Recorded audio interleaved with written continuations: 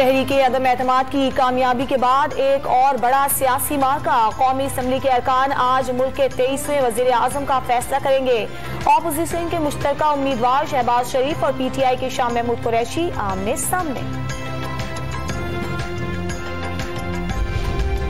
PTI अरकान असम्बलियों से मुस्ताफी होने पर तकसीम। अक्सरियत का असम्बलियों से मुस्ताफी न होने का मशवरा। फवाद चौधरी, हम्माद अजहर, शेख रशीद और अली आवान मुस्ताफी होने के हामी।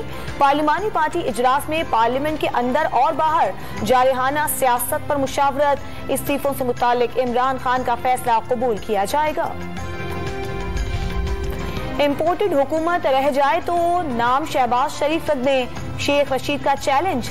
फर्द जुर्म से बचने के लिए फाइलें तब्दील करने का इल्जाम। हम्माद अजहर ने भी ऑपोजिशन की हुकूमत चंद दिन चलने की पेशगोई कर दी।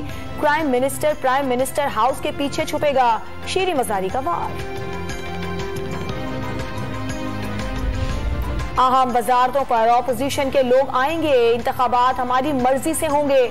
शाहिद खाकान अब्बासी ने आने वाली हुकूमत के इरादे बता दिए।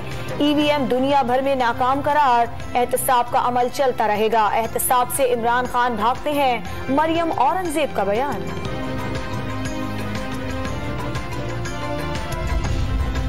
मुत्तहिदा ऑपोजिशन की पार्लिमानी ओहदों पर तकर्रुरियों के लिए मुशावरत। स्पीकर का ओहदा पीपल्स पार्टी और डिप्टी स्पीकर की सीट JUI को मिलेगी।